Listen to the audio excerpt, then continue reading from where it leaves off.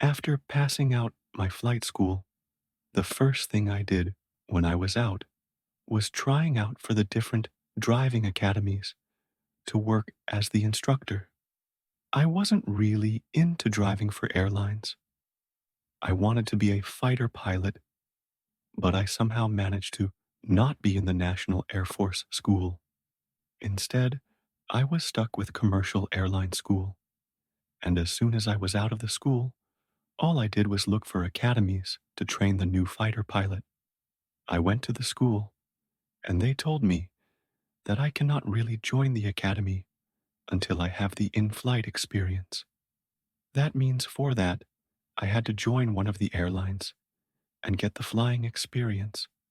I did apply for all the airlines here, but none of them called back with my answers. So, instead of waiting with nothing in hand, I decided to apply for the international airlines, as the domestics ones weren't really taking their time with the applications and I didn't have much time. I was getting impatient. I wasn't going to spend my year doing nothing after getting that license. So, the first company that agreed to it, I took its offer. It was Vietjet Airlines. I was going to be a pilot for the Vietjet Airlines, and even though it isn't something that I had planned on doing, the gig was paying me really good. And by really good, I mean more than six figures. And I was pretty impressed by all the accommodations that came with it. I decided that I might just do it for as long as I can and gather a good retirement fund for myself. My first flight was pretty easy. It was all the way to India, and it was pretty basic stuff, and then come back. I did. And as I did, it felt pretty great to be up in the air and using everything that I had learned in real life. And most importantly, the fact that people in the plane looked up to me while getting on the plane and while getting off the plane. It was a special feeling that I wasn't considering could change the way I was feeling about the job. I started out as the co pilot to the senior pilot, Alex Rios, and around in 6 months, I was given a route in command and began the pilot doing the frequent trips and most probably the longest trips anyone ever did in the Vietjet Airlines. I was becoming a valued pilot mostly because I was working towards the fighter license, and getting as much experience was something that was making me work harder. One morning of June on a summer day, I was about to make a round trip for Vietnam to Russia, a nonstop flight, and then getting back. The arrival to Russia was quite bumpy because of the terrible weather we just witnessed there. And getting to the airport was something that we had to get into with careful navigation. We were almost blind because of the snowstorm of Russia, and we had to even announce that it will be a bumpy ride. I could hear from the cockpit that it was a bit nuanced in there, so I announced again, hoping everyone was seated. Wouldn't want anyone to get injured on my watch. So after everyone was seated, I decided to carefully go in for the landing and just a little delay.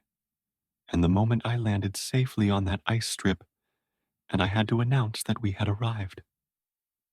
It was a great feeling to see that the passengers were so glad that it safely landed, for when they looked out of the window, they couldn't see anything, and they really appreciated that we landed. I could hear the sound of the applause, and it was a great feeling, and I was feeling it for the first time. Then we didn't really have much time to spare before our arrival starts, so I just grabbed my cup of coffee while the crew looked over the plane and then met with the technical guys who were telling that ours will be the last plane to depart from here. They were going to close the station for another month as the snow was taking its toll on the airport, and it wasn't easy to take in more flights, so they were shutting it off. It was really weird to be the last flight, and to me, it felt like there was responsibility on my shoulder of some kind of end, so I had to make sure the flight goes in safe. So, as everyone boarded the plane, I told them all to buckle up and informed them firsthand that it is going to be a bumpy and last ride from this airport. And since the weather isn't very good outside, everyone should get their seatbelts up and be really calm. I started the takeoff, and slowly and smoothly it went on without a bump. Since the takeoff was something that went smooth, I wasn't really worried about the rest of the journey. Around 2 hours in the journey, I could sense some disturbance taking place in the left engine of the plane, and that meant there could be heavy turbulence in there. Then I decided to go by the book, making sure that the plane remained stable in case we lose the left engine. I heard a faint sound. I know it is hard to believe that I heard a sound coming from outside of the plane, but I guess it was that, or some intuition. I told everyone to hold on tight and get their seatbelts right. I knew the plane was going to be a bumpy ride, so I made sure it does not lead to something drastic.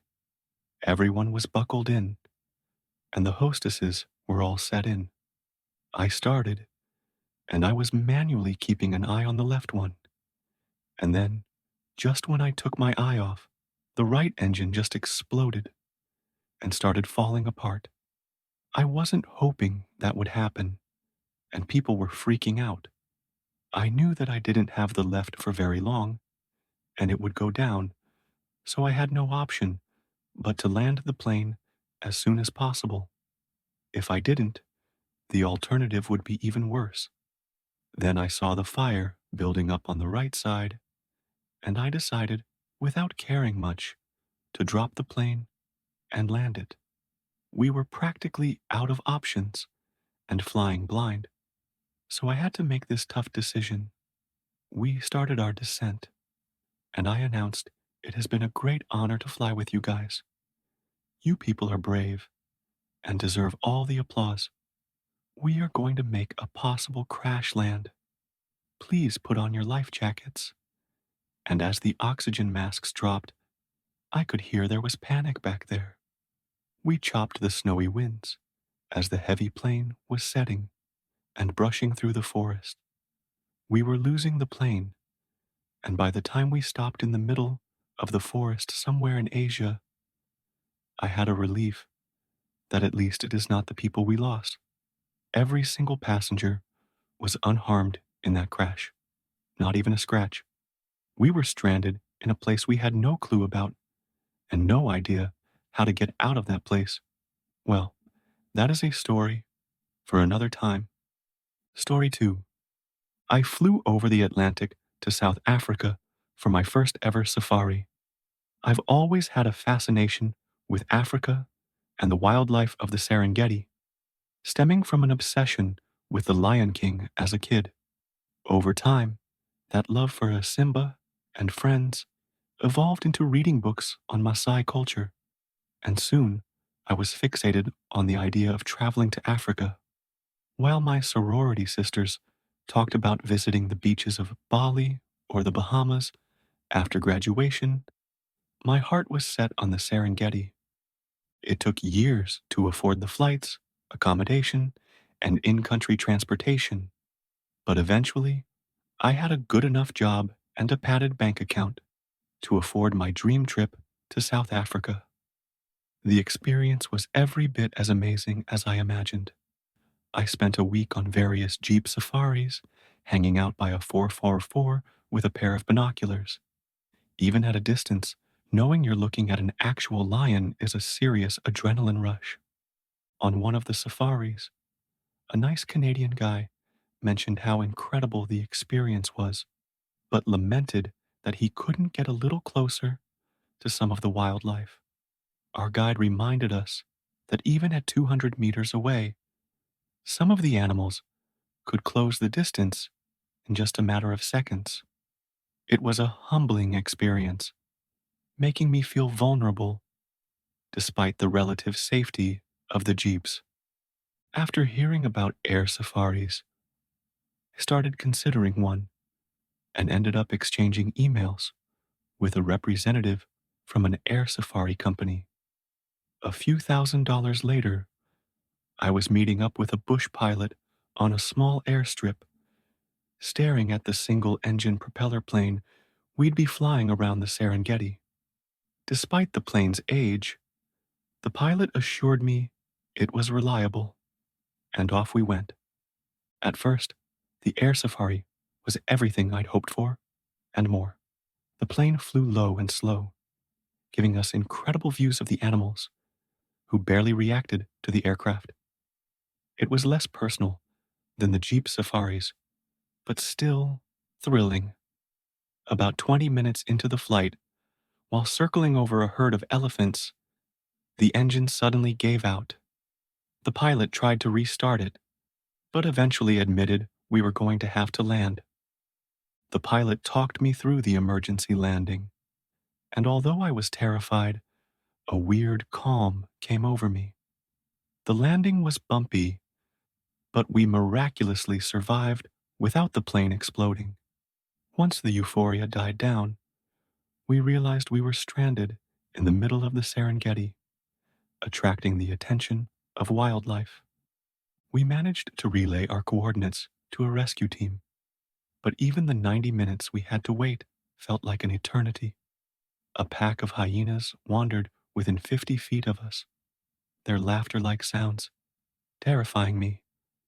The pilot showed me a pistol to use if the hyenas got too close, telling me to try and relax. Eventually, the rescue team arrived, and I've never been so happy to see another human being. They drove us back to civilization, and I ate the best meal of my life with the pilot at a little roadside diner. He ordered 2 orders of bunny chow, an entire loaf of bread stuffed with curry. Bunny chow and several beers were exactly what we needed after surviving a small-scale plane crash in the middle of Africa.